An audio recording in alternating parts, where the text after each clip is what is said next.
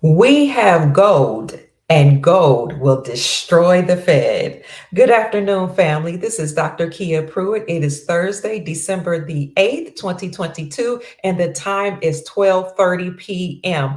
We have a lot of news to cover in a short amount of time. So without any further ado, let's talk about how research analysts and professionals and very popular investors are saying that gold could reach $10,000 an ounce in the upcoming years. Now, many of them are surmising that by the end of 2022, gold could go up to $2,000 an ounce. So if you haven't made up in your mind that you want to add gold or silver to your portfolio, wait till I get finished with this report today, and that may change your mind. Now, as an aside, on yesterday, we had online or on the podcast Andy Schectman. Andy Schectman is the CEO of Miles Franklin Precious Metals Company, the most respected company in the industry in America. So, what Andy told us on the other day, on yesterday, as a matter of fact, is that banks, central banks, are buying up gold in mass. And not only banks, but countries are buying up gold. Now, if you all haven't heard, the latest announcement on the other day was that Ghana, the second largest gold producing country in Africa, has made an announcement that they are in agreement with a Dubai based oil company to trade gold for oil. Now, that's a huge announcement because before they have been using the United States dollar to trade for oil. Now, if you're thinking, well, that doesn't make sense because we're going to have electric cars soon. Why are we being so concerned about oil? Listen, I was on a call this morning. It was actually a conference for investors. And I was listening to an investor by the name of Kelly Wingett. She's only 32 years old, but her family has been in the oil and gas industry for, I think she said, 5 generations. Talk about generational wealth. And she said, I'm not concerned about people talking about electric cars.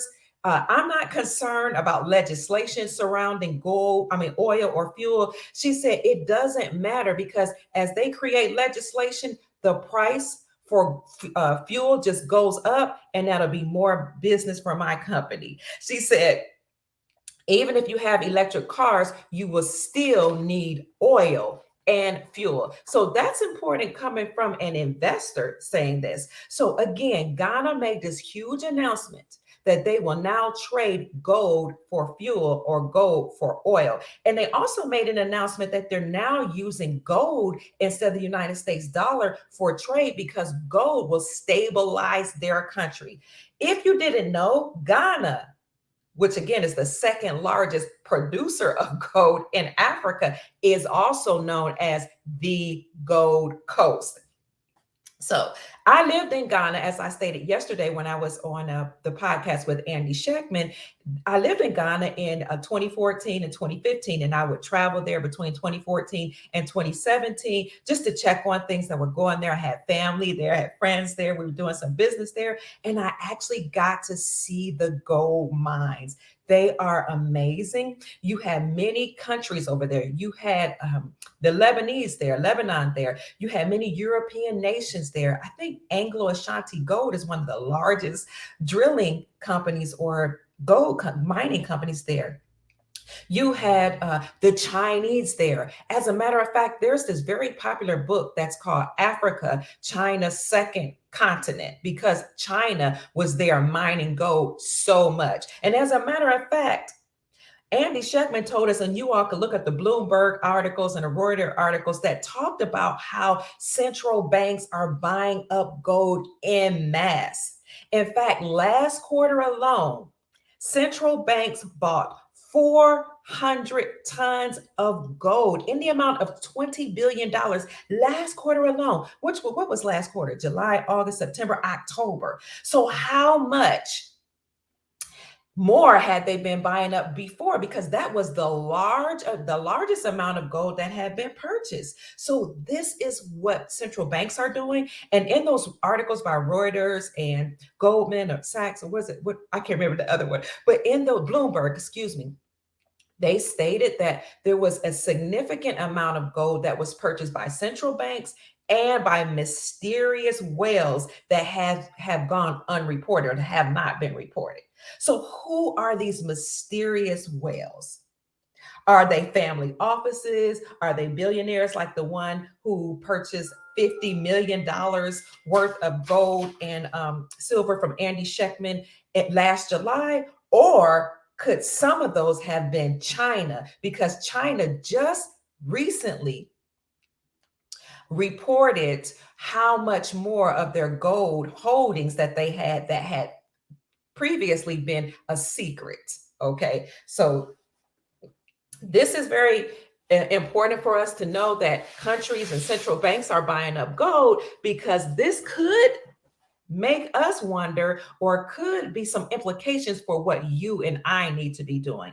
So you have the central banks buying up tons of gold. You have investors like Ray Dalio making the case for gold. As a matter of fact, Ray Dalio, who is a very, very popular and very, very important investor, American investor, has said that gold will increase to $10,000 an ounce at some point. And he reported that, if you remember, gold had tripled during the last economic crisis that we had in 2008. So what Ray Dalio said was between 2000 and 2008, gold tripled in value, where it went just below $300 an ounce in 2000 to over $1,000 per ounce in 2008.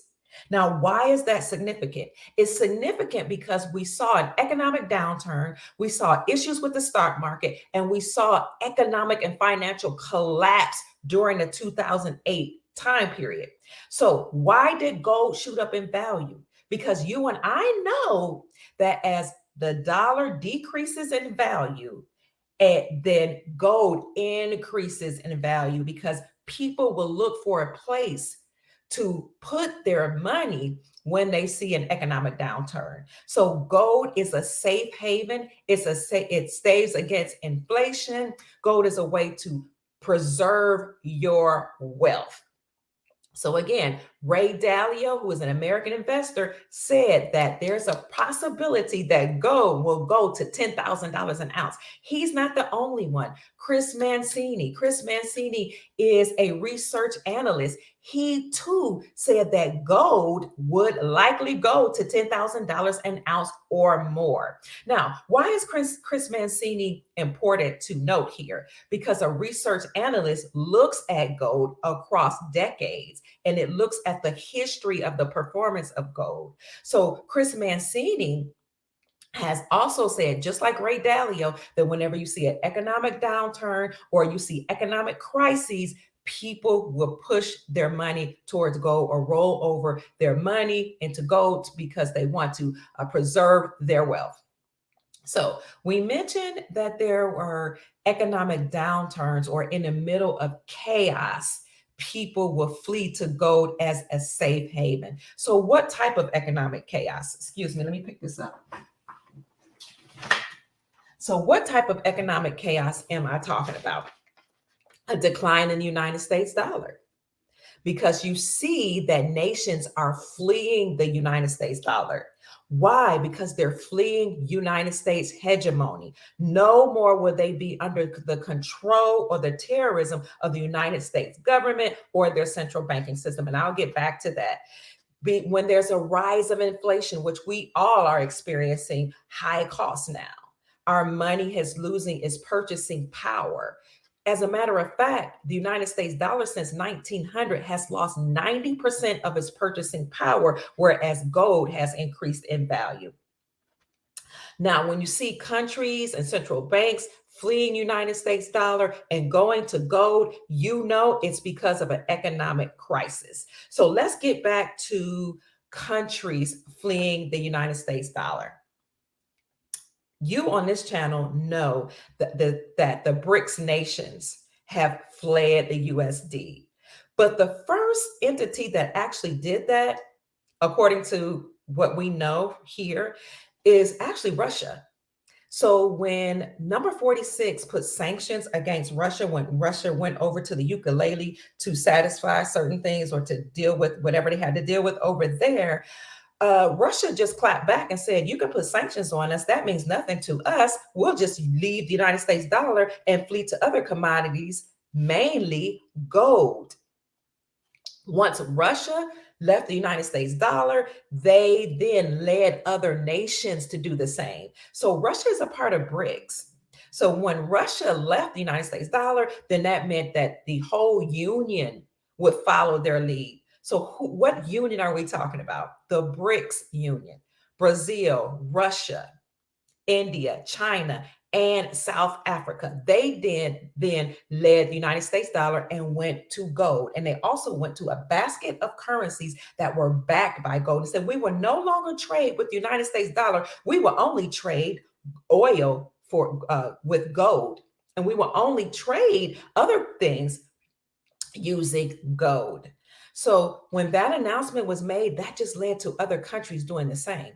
So you had Russia leaving, then Zimbabwe made an announcement because 46 also put sanctions on Zimbabwe that they were leaving the United States dollar, fleeing United States hegemony, and going to gold. Other countries then followed their lead. Other countries such as Saudi Arabia. So what they said then was, we're going to name the BRICS Union Sao BRICS. And why was that important? Why is it important to mention that Saudi Arabia left the United States dollar as the world reserve currency and joined BRICS? I will tell you why, because as Andy Schectman have told us, and many of you know this, we have an agreement with Saudi Arabia, or we had an agreement. And the agreement that we had with Saudi Arabia was that we'll protect you, and then we will force other nations to use the United States dollar to purchase oil from your country. Well, now that Saudi Arabia has left that agreement, left the United States dollar and has gone over to join the BRICS union, that's huge, because essentially the big statement that's being made there is that the United States dollar is no longer the world reserve currency. Listen, it's called deduction. We can deduce. We can draw a conclusion. You learned this in sixth grade about deducting. You can draw a conclusion or deduce that when Saudi Arabia joined BRICS Union, that now the United States dollar is no longer the world reserve currency, because what made the United States dollar the world reserve currency was our agreement with Saudi Arabia. Again, that we'll trade, we'll get the oil from you through OPEC, we'll get the oil from you, we'll protect you and force other nations by war, fear, sanctions, however, to only use the United States dollar to trade for oil. Now, so once that happened, the Russia left, Zimbabwe left the USD, and the BRICS Union left the USD and went to gold. They called it Sao BRICS. Well, we know here on this channel that what they're doing now is just officially reporting things that had already been agreed upon long ago, because we knew that 209 countries agreed behind the scenes to return to world peace and to return to the gold standard. We didn't have a name for it when I started announcing this in 2017, but it eventually came out actually this year that was called Project Sandman. So look it up, Project Sandman. Now, I am going to get into other types of crises that have caused or are causing countries to flee the United States dollar and go to gold. But before I do that, let's talk about the countries that have also joined the BRICS Union. So it's no longer called BRICS or Sao BRICS. It's now being called BRICS Plus. So Russia's foreign minister, notice it, Russia, people keep saying that Russia is a bad country. They've been saying this forever. Russia, Russia, Russia. Russia's coming out to get us. Russia's going to bomb us. I don't know if you all remember this, but when I was coming up in the 70s, we used to actually have drills in schools that would prepare us for a nuclear attack by Russia. We would have to, when you hear the bell or the alarm sounding, we would have to run and go into the coat closet where you will hang your coat in when you come in the classroom in the morning, or we would hide under our desk as if a nuclear bomb would protect us, hiding under a desk, or we would have to all line up and then rush down to the basement. Yeah, that was in the 70s. Not only that, but people had fallout shelters, which were kind of like some type of cellar or shelter that was beside their home. People built these and it went underground so that if you heard these alarms or these drills, you would run down there to prepare for this big nuclear attack.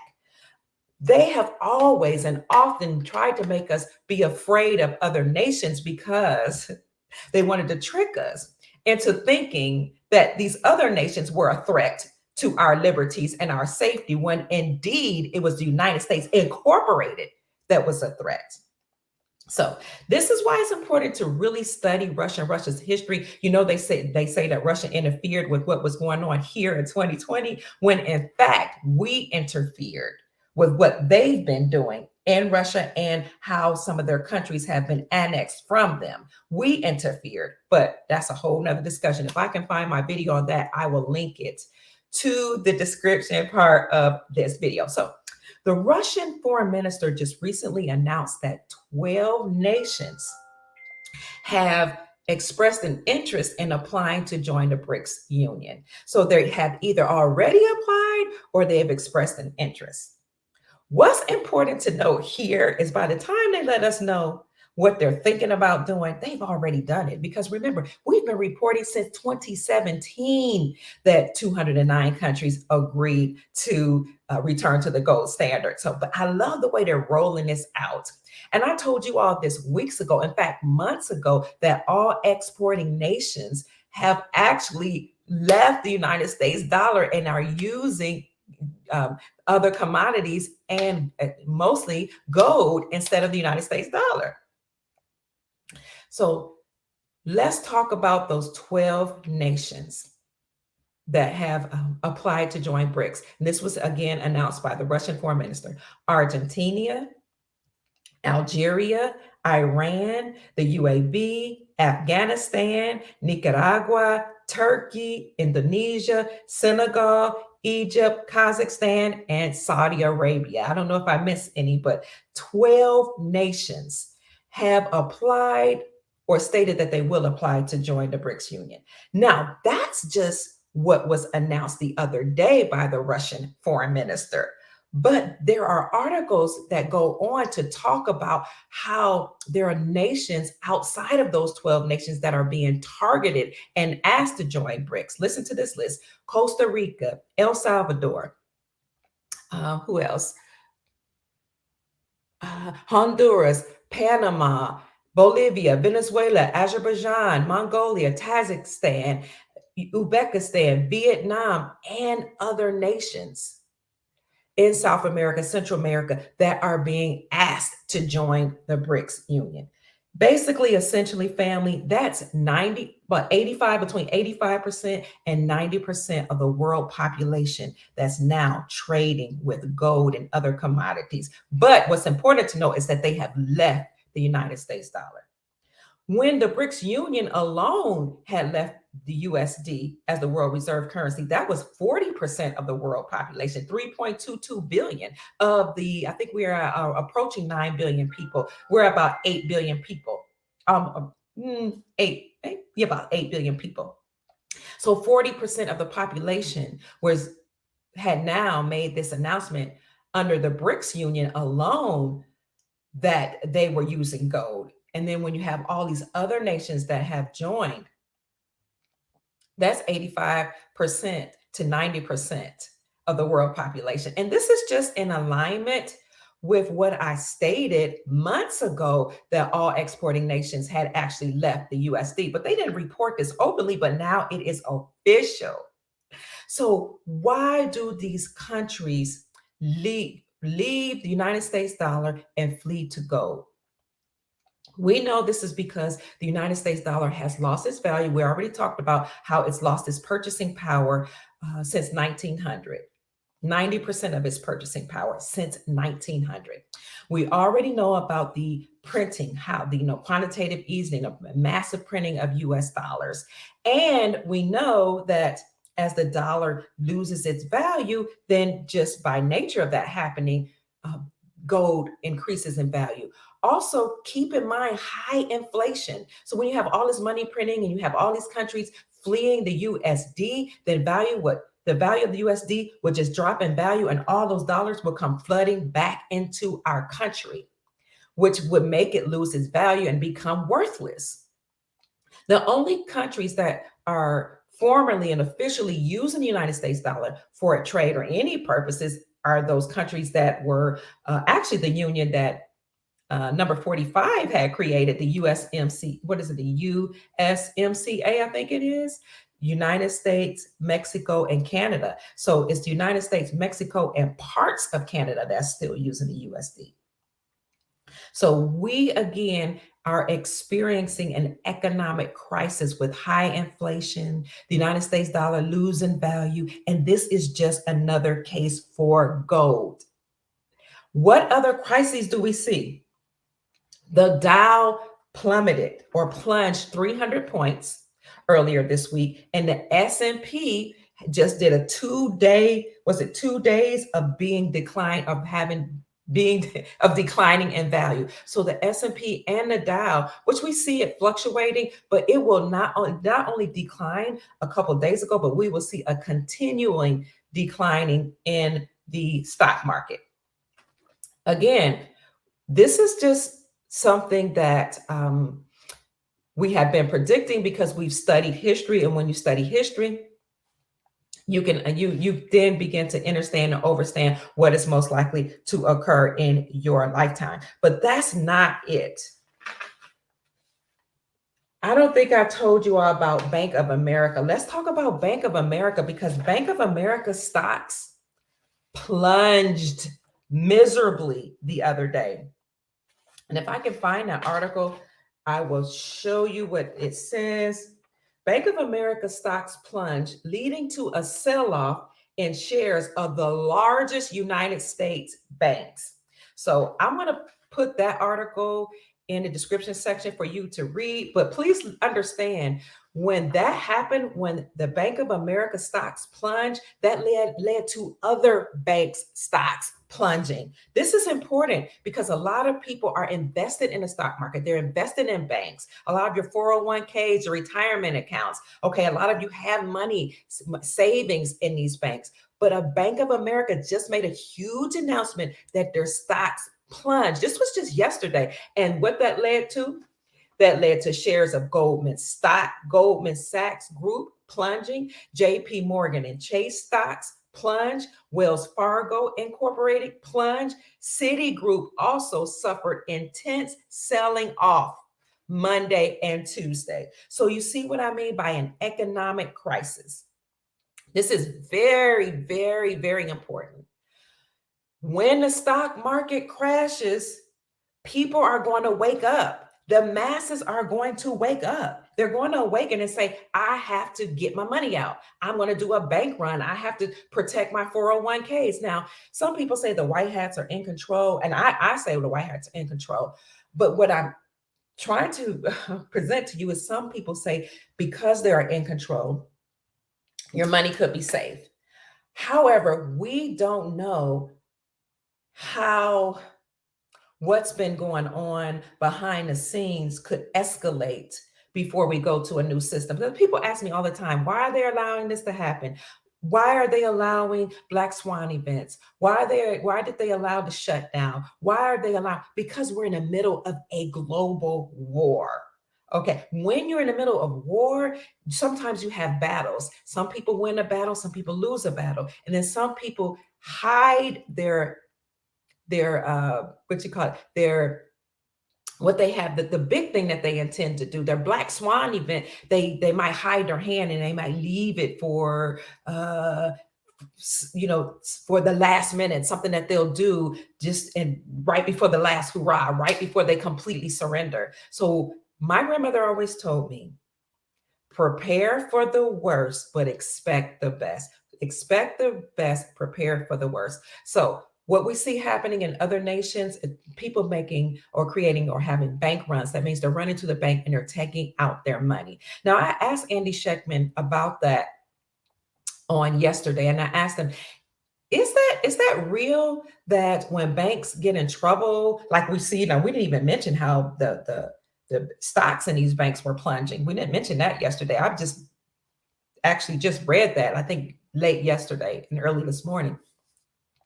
I asked them, when you see those stocks plunging or you see banks getting in trouble, is it true that a bank can do a bail-in, or is this something I'm just making up?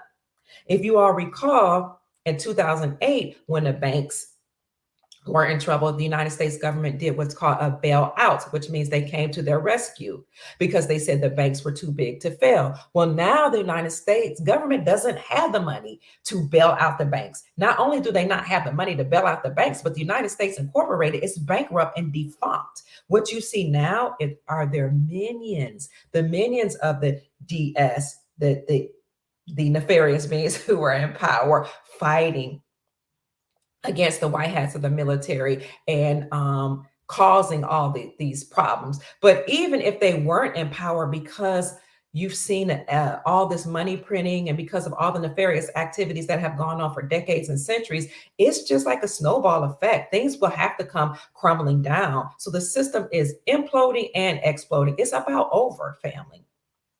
So Andy Schectman said, it's not just a thought that people can do bank runs and that a bank could possibly do a bail-in, but now it's legislation. And I'm gonna let you hear that for yourself. So what is the difference between a bail-out and a bail-in? A bail-out is when the government comes in and rescues the banks when they get in trouble. A bail-in is when they take your money that you put into the bank, your investments, and in order to get themselves out of trouble, they use your money, because actually, once you turn your money over, it actually belongs to the banks. So I remember growing up hearing my elders say, possession is 90% of the law. And if you don't hold it, you don't own it. So let me share this screen so you can hear what our friend Andy Schectman says about the banks. Let's see if I can share it. Let's go to a Chrome tab, as I want you to hear this. Yes. Did I get it? Right there. Okay. There we go. Now let's listen to this and see what Andy Schectman says. Mindset focused into the road to retirement is paved only with mutual funds and stock certificates. So I guess I would say unconventional times, call for unconventional thought and action, and looking at gold and silver as investment is not the right way. Look at it as wealth, and it becomes easier to understand by moment. A final question I have for you is about, you mentioned protecting your assets. People have asked me to ask you, would it be wise for them to take their money out of the banks? Because historically, banks have gotten in trouble when there was an issue with the USD losing value, and we had bank bailouts. Well, now there's some discussion about bank bail-ins, where the bank may take your money and protect themselves. So how do I answer that question? Should they take? I mean, I'm not a financial advisor, but I just don't know how I should approach that question. Well, calling it some discussion, I don't think does it justice. In 2008, after the great financial crisis, the banks in 2009 wrote into law bail-in legislation. So when we as taxpayers, sorry, family,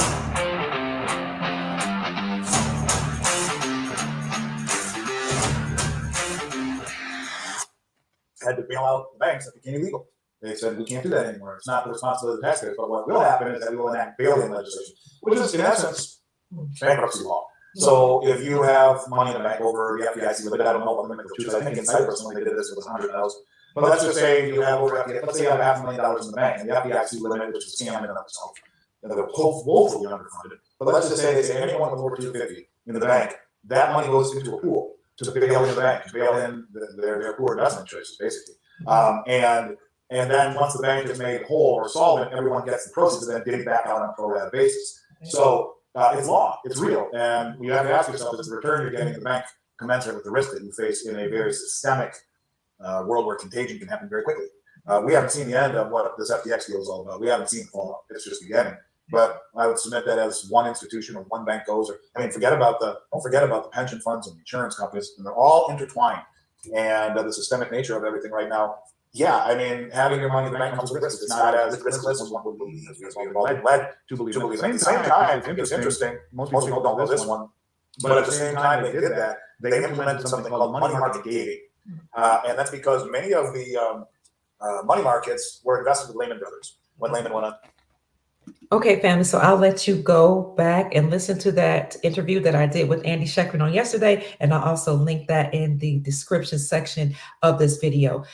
Basically, what he was saying is that it's actually legislation. It's written into law that banks can do bail-ins if they were to get in trouble. So all banks are linked to each other. We learned that, I think, in 2017 when there were talks about Deutsche Bank failing. So now that we heard that Bank of America stocks have plunged, we're also hearing again, in case you missed it, that other banks' stocks have also followed their lead, such as shares in Goldman Sachs have plummeted, JP Morgan and Chase and Company, Wells Fargo, and Citigroup. All of these have suffered intense selling off as of Monday and Tuesday. So family, this is a case for gold.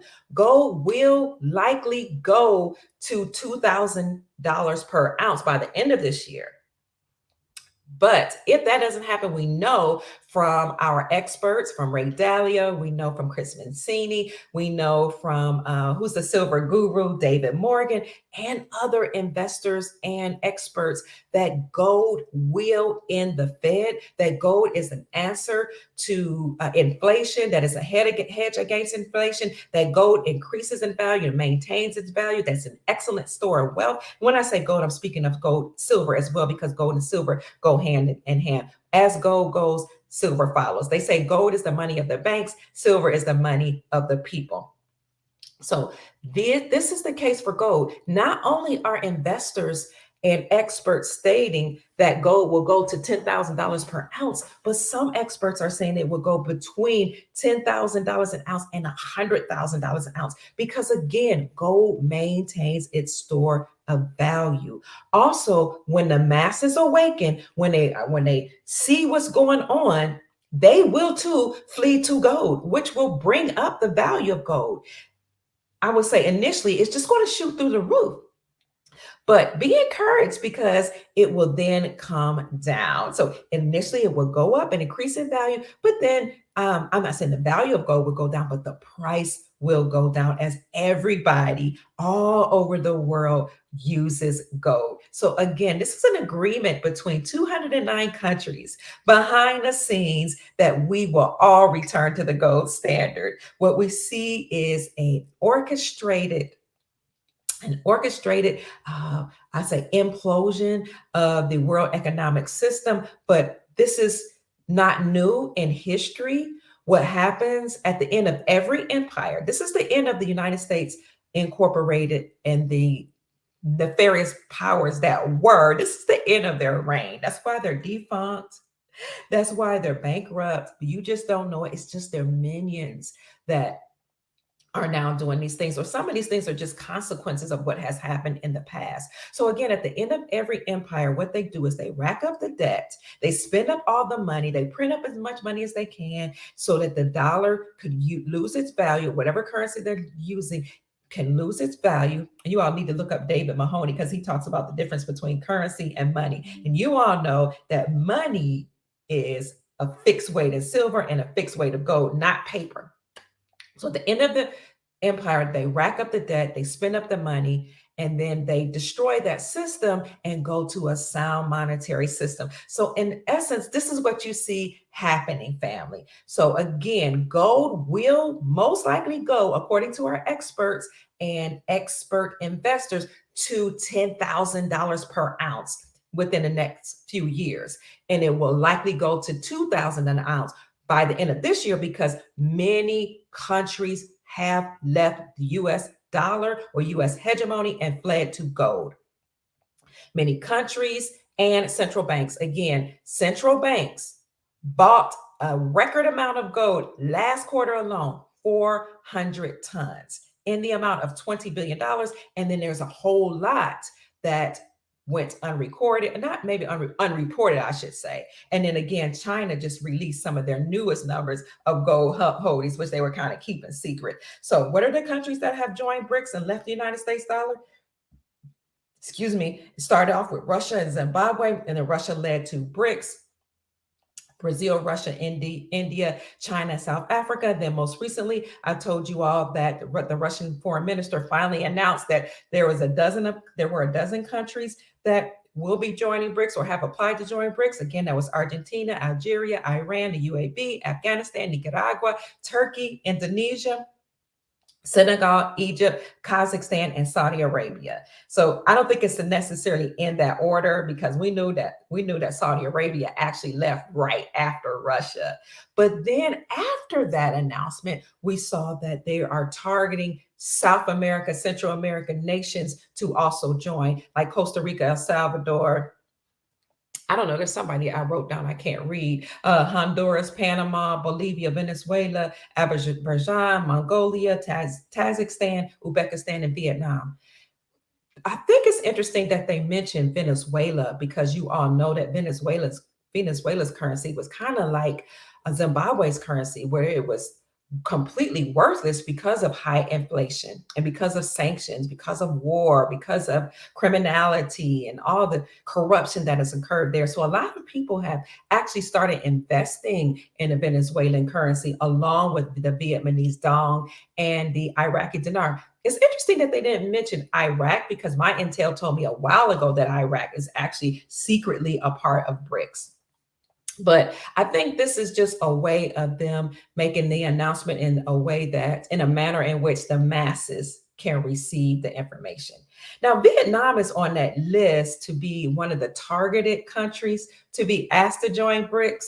And I think that's fascinating because Vietnam, during the shutdown, when the whole world was closed, was thriving. Vietnam was building up their country. Vietnam had lots of investors in their country, and it was actually exploding, doing well. There were people that were filming how much that country was thriving during the shutdown, the global shutdown. So if you have the Vietnamese dong, then that means you are invested in some way in that country. Now, people are saying that the rate of the Vietnamese dong and Iraqi dinar might be, but before they were saying it was a few cents.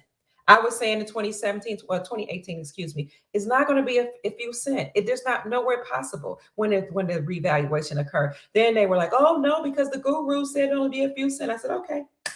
I'm getting my information from the farmers, which who took the United States central banks and the United States Incorporated to court, which led to Nasara, which we're told that when we go to the gold standard, there will be a revaluation of currencies and a global currency reset. They were told by the white hats of the military and people who are working behind the scenes that, like your Wells and your countries, your empires that were working behind the scenes, that the rate would be much higher. So now they're saying that it might be $3 or $4.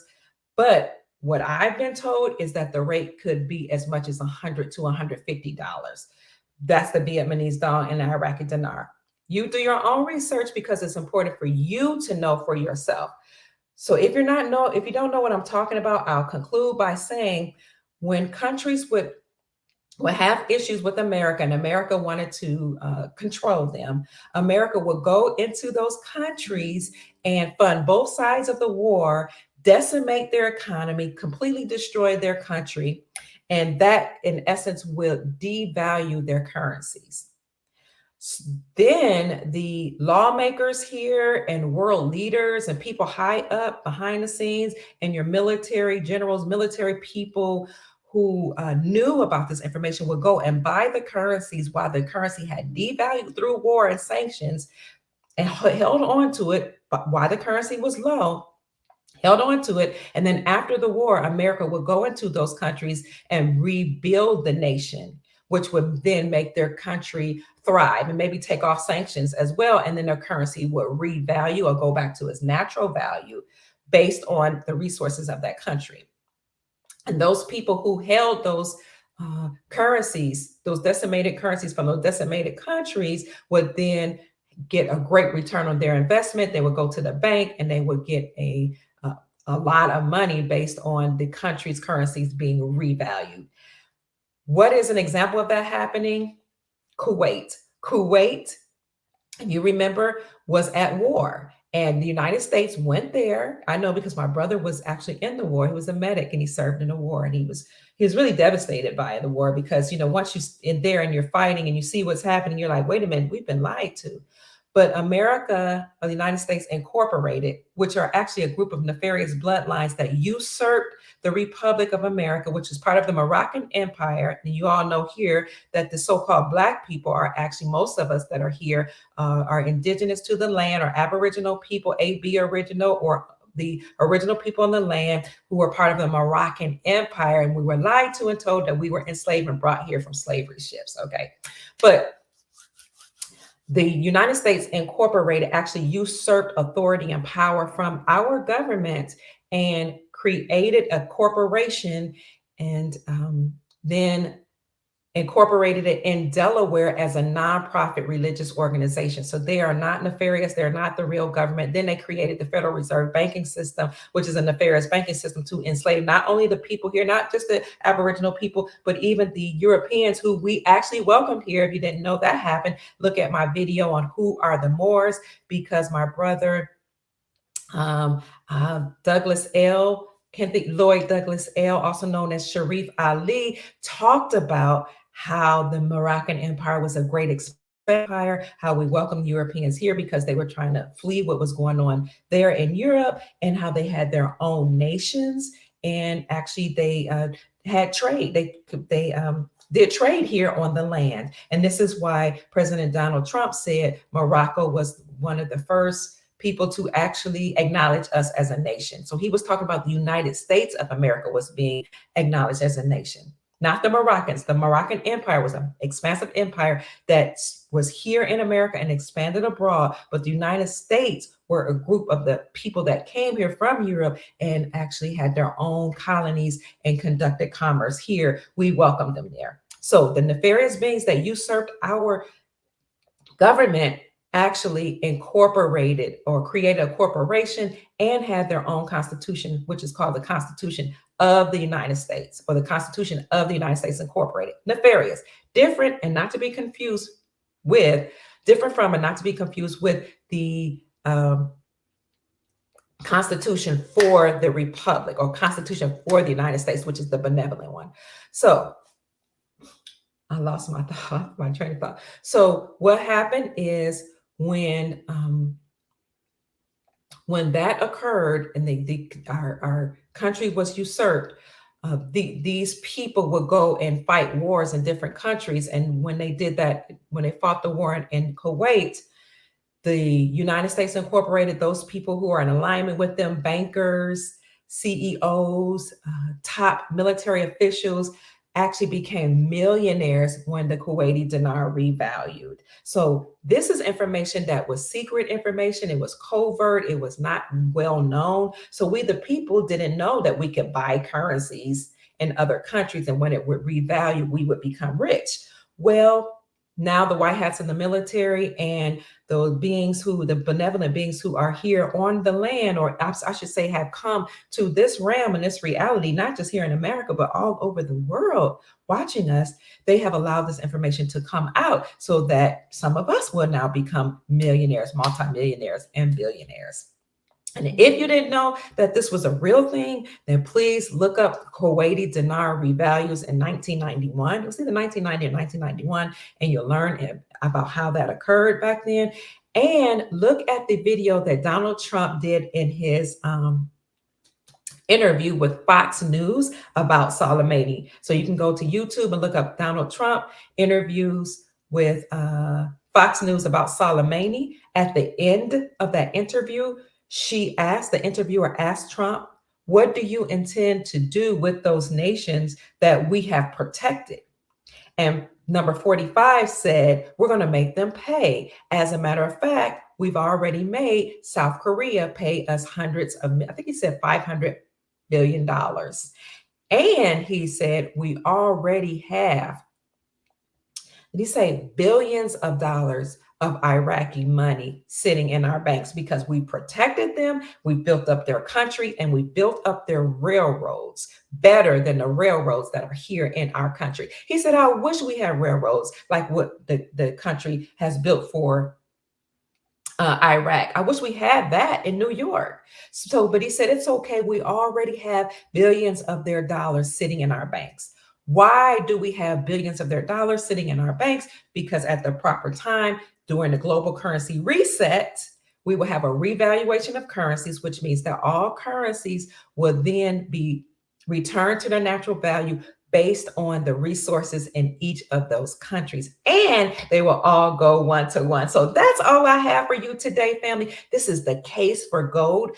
Gold, again, according to experts, will go to at least $10,000 per ounce. And some experts say between $10,000 and $100,000 an ounce. So if you haven't figured out or decided if you want to add gold, precious metals, and like silver, platinum, palladium in your portfolio, this information that I'm providing for you today might encourage you to do so, because gold is a hedge against inflation. Gold increases in value. It maintains its value. Gold is wealth. Gold can be passed down, gold and silver, same thing, to your children or your children's children, to your future generations. Gold maintains its value, whereas fiat dollars lose value. Remember, since 1900, the United States dollar has lost 90% of its purchasing power, while gold has increased in value. So these are all reasons why you might consider having gold, because again, it's wealth. And if you remember what the scripture says, it says a good man leaves an inheritance for his children's children. A good man, a wise woman, a good woman, someone who's concerned about generational wealth and not just taking care of self, but taking care of your bloodline, future generations. Remember, when I started off early in this conversation, I talked about Kelly Wingett, who was on this conference call that I was doing. And she was talking about how her family is in oil and gas, and they have been for 5 generations. She was actually talking to us about why do you want to go into investing, how you can invest, and what you can do to actually even increase the wealth of your family members by investing. So I was glad that I'm a part of these investment groups, because I don't have a lot of money, but I do know that when a revaluation occurs and when Nasara is announced and Jassara is announced and implemented, what Donald Trump said will come true. He told us before he left that trillions of dollars will be ejected into the economy. He also told us that the fourth quarter is the best quarter. We don't know which quarter he was talking about, but he did say trillions of dollars will be ejected into the economy. And that, my darlings, is part of the Jassara agreement, that trillions of dollars will be ejected into the economy to release us from debt, to wipe out all debt.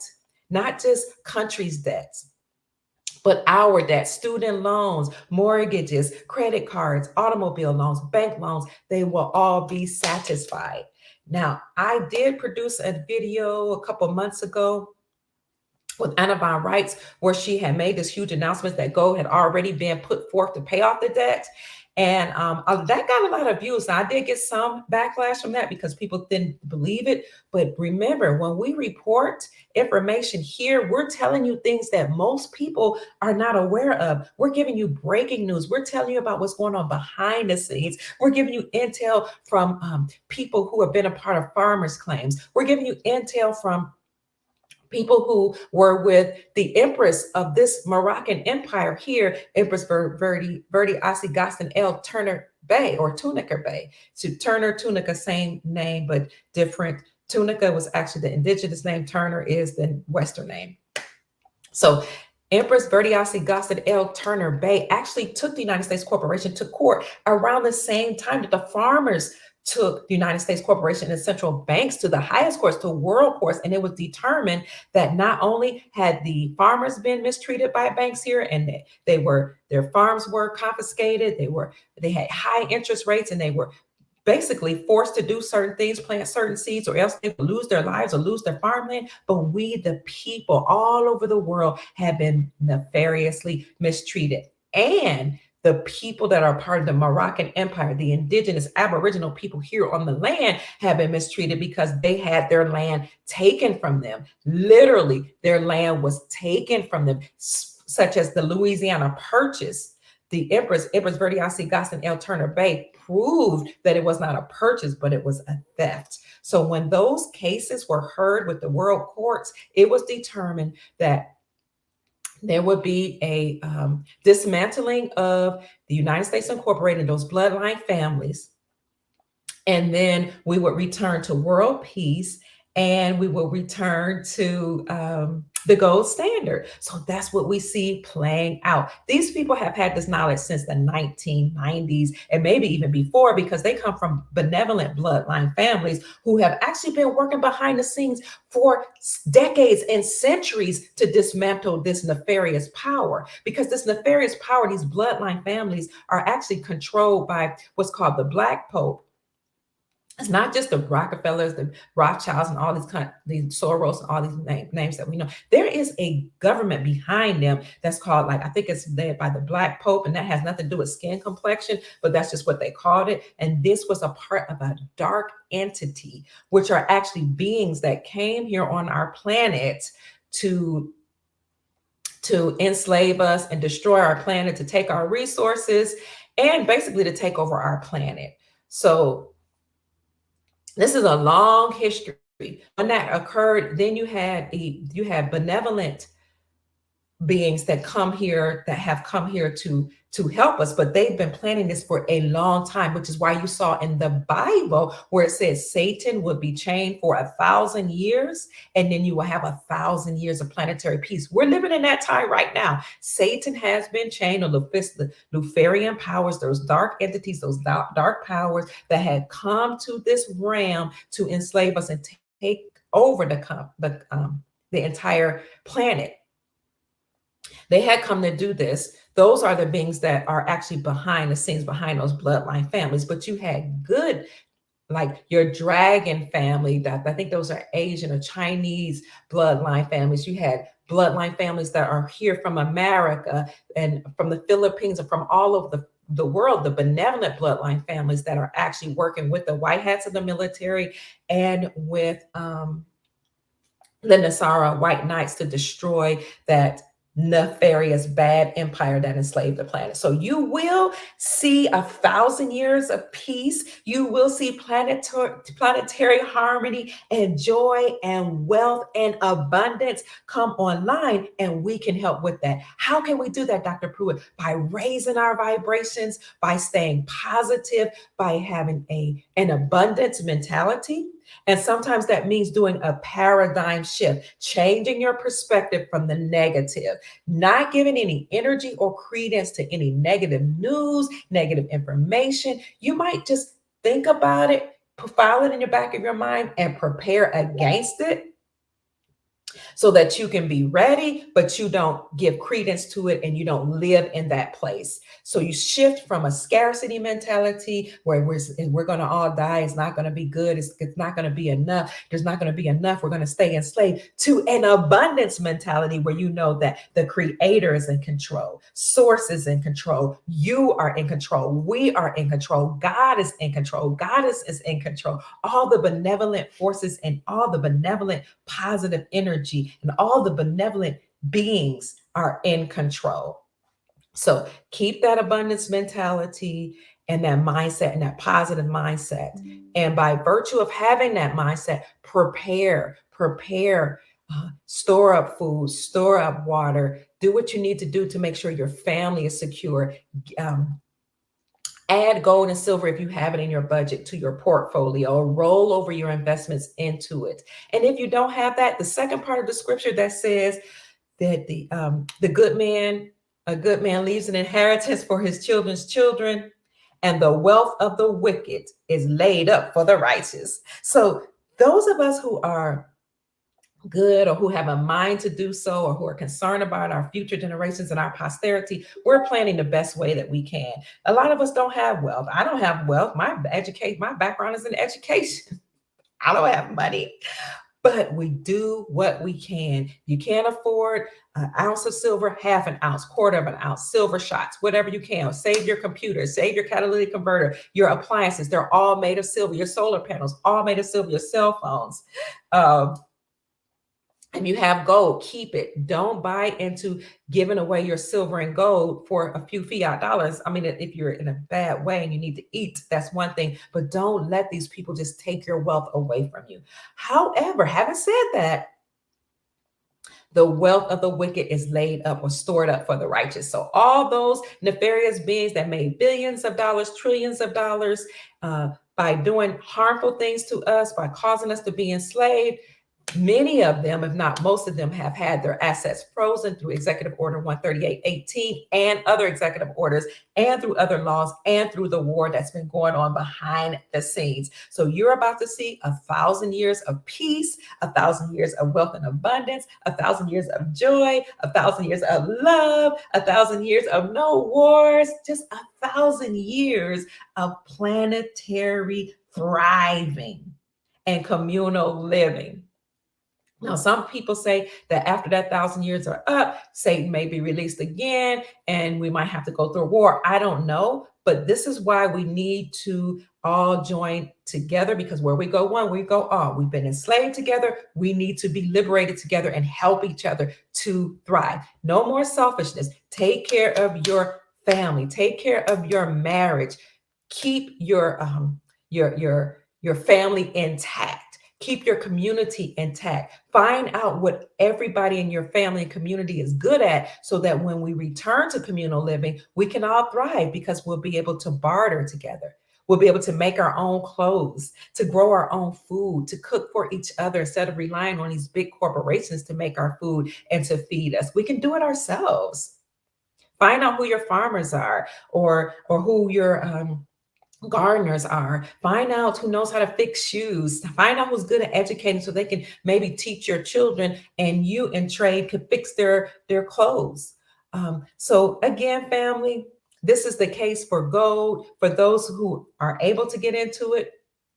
And even if you're not able to keep this information, because when the SAR comes online, or when the creator gives you extra money, or creator might tell you to take some investments and roll it over into, or your ancestors or your ancestors or your elders may tell you that it may be time to take some of your fiat investments and fiat dollars that are attached to certain investments, to roll it over into precious metals, because precious metals maintain their value. So again, if you're interested in doing that, you can contact Andy Schectman. Our friend Andy Schectman has been in business with Miles Franklin, his father's company, since he was 19, for over 33 years. They have an A+ rating with the Better Business Bureau. They're approaching $8 billion in sales. They've never had one complaint, and they have excellent customer service. This is a wonderful reason to call Andy, or email him at Andy, ANDY, at milesfranklin.com, or info, INFO, at milesfranklin.com. That's info at milesfranklin.com. Ask them for a list of their inventory, of all the things they have in stock, or what they can get you from the wholesalers. So ask them for a list of their inventory and their prices, and any questions you may have. And then they will take your order, and let them know that Dr. Kia Pruitt referred you, and you will get the best prices in the industry. Now, we do have an interactive website that's coming online, milesfranklin.com. So everything there is not quite the correct prices, because prices change, they fluctuate all the time. We addressed that on yesterday's video too, so please go back and look at that video, and I'll put it in the description section as well. But we will have a new website coming in the next couple of weeks, hopefully by the beginning of next year. And on that website, you'll be able to just go on and make the purchases yourself. So what we'll have is a hybrid model. And yes, I am an affiliate with Miles Franklin Precious Metals Company, because they're the most respected, the most trusted precious metals company here that we have. So we will have a hybrid model where you can actually order yourself online, or you'll be able to have that personal touch, which I do. I have my own broker. I call Justin whenever I need to make a purchase. And what we like about that model my email or phone calls, that you actually establish a relationship with your broker, a relationship with the CEO of a multi-billion-dollar company. You all are so fortunate, so blessed to have an amazing resource right in our cipher, in our soul family. So family, I hope I've said something to raise your vibrations, to encourage you, and to give you information to manifest and materialize the most amazing life that you desire and deserve. I'm gone. Peace. I love you. Mwah. Make this a great day. Bye bye. I love you all so much. Take care.